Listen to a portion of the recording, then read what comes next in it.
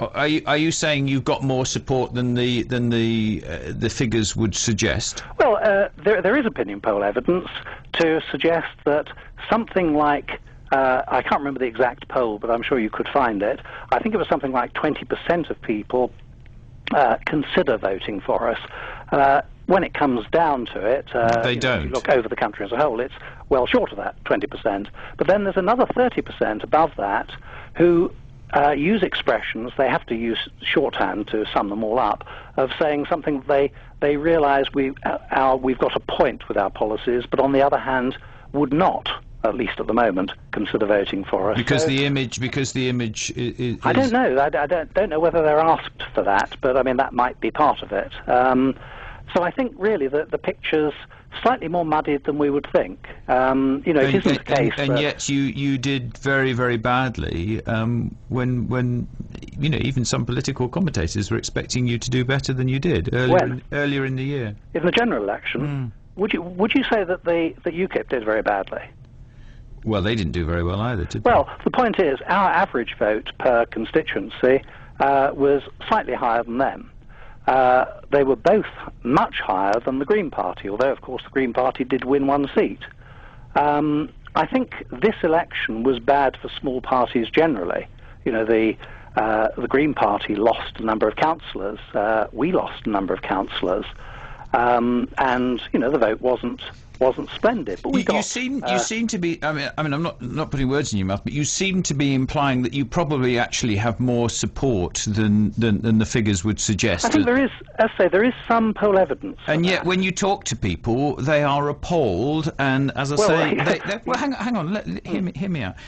They are appalled. They wince at the name BNP. They don't like what you stand for, and even some people who would love to have gone to Buckingham Palace couldn't accept an invitation because the BNP, and I know you're going to shoot me down on that, the BNP were there. No, I think you've told us a great deal about your own circle of friends and acquaintances. What are you implying? Well, I'm implying that we all judge what the population as a whole... Let me finish. You insisted that I should listen to you. I think we all sometimes are in danger of judging what the population as a whole thinks on the basis of what our own circle of friends and acquaintances say. I mean, using words like wince and all the rest of it, they're not words that I would associate with people I know. And I'm not just talking about people who share my political views. I have a much wider circle of friends and acquaintances than party members or supporters. Some agree, some disagree, some have degrees of agreement and disagreement. It's a continuum. I think what you're trying to suggest is that supporters and opponents of the BNP are two discrete categories, and now the two will meet. In fact, it's much more complicated. Are you saying there's a grey area which is actually quite large? Oh, yes. I think there's after the election, I had one or two people come up to me and say, well, of course, I don't agree with you, but... And then they went on to say, well, I think you've got a point about immigration, you've got a point about the common market. What they really meant, I think, and this possibly goes back to what you were saying earlier, they feel that it's not terribly acceptable to support us, but actually, if it came down to a ticking list of particular concerns, they would actually find they would tick more of our boxes than they would of the other parties. If you, and I put this to you hypothetically, if you as a party were campaigning on and talking more about immigration and numbers of immigration and British businesses and stuff like that, you'd probably do quite well. We do. We say a lot about that. Yeah, but unfortunately, you've also got the tag of being racist.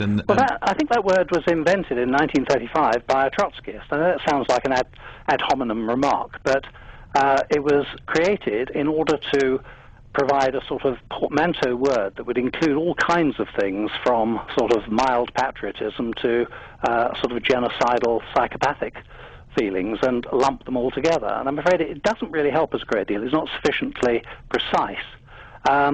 If the word is interpreted, and I think most people would interpret it as meaning either hating other people or wanting other people to hate other people, then I would absolutely refute it.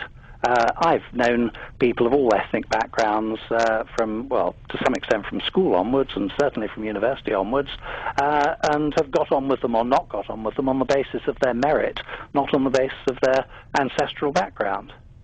So what is your perception, final question, how do you think that people see the BNP? Do you think that the other people see you in the same way as we see you?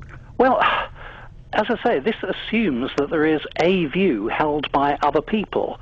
Well, a lot of people do have a view. You know that. I beg your pardon? A lot of people do have a view. You know. Well, that. a lot of people have a lot of different views, and I think to try to sum up, I suppose what you're saying is all the people who have not voted for us or are not currently voting for us, if I could sum all of those people up, well, they can't be summed up. As I've said, there are some who are in the category, and there is poll evidence for this, for saying they would consider voting for us, but in the end, vote for somebody else. There are others who admit or concede that we have some policy points with which they agree, but they would not currently vote for us. Now, the poll evidence doesn't tell us why, but, I mean, we might surmise that it's something to do with the image that the media give us. I don't know. That's a possibility, but I don't think we can presume that in advance. I mean, there is... I came across one particular person, somebody who isn't a member, but is sort of vaguely sympathetic from what he told me. And it was about a week after the election. He said, sorry, he said, I know I said I was going to vote for you, but I didn't in the end. There was a prospect of a hung parliament, which of course he got anyway. So in the end, he said, I voted Conservative. I mean, that's just one person, and one can't draw general laws from that. But I do think that if you compare and this is talking about small parties generally, if you compare the 2001 and 2005 elections, where and for that matter, the 1997 election, the outcome was known in advance. Would you agree with that? Well, I'm not here to answer the question. All right. I'll say that the outcome was known in advance. On this occasion, it wasn't. Nobody seemed to know what the result was, and there was a possibility that Labour would hang on or have a coalition. But you're trying to talk as if, and I'm not being rude in any way, but you're trying to talk as if the BNP is like the rest of the other parties. It isn't. People don't see it as. Well, it's not a mainstream party. No, of course it isn't. But it is comparable with the other smaller parties, like the Greens. Well, I think they would be horrified if they. Well, I'm not saying that our political view are. If anybody suggested UKIP's view or the Greens' view, I'm not talking about UKIP or the Greens. But I'm not talking. What I'm saying is that all small parties at this election were squeezed in a way that they were not previously. So there's a good reason for that. So you're saying the small parties were squeezed rather than people choose it not to vote for the BNP? Well, it's true. Why is it that the Greens lost a whole raft of councillors in, I think it was Lewisham? And that their vote was squeezed. Their average vote per constituency was 900 and something. Our average vote per constituency was 1,670 or something like that. Not terribly good, but better than the two parties with which we could be compared, not on the basis of ideology, but on the basis of size, membership, and representation and electoral support. Very interesting to talk to you, Mr. Brons. Thank you. Thank you very much. Interesting to talk to you as well. Thank you very much indeed. There we are. Andrew Brons, who's from the BNP. He was at Buckingham Palace yesterday. He went with Nick Griffin. Nick Griffin wasn't allowed in because he'd gone on breakfast television yesterday and used the event apparently for overtly political purposes. Andrew Brons was allowed in. A little lively conversation there. You might have a view on that one.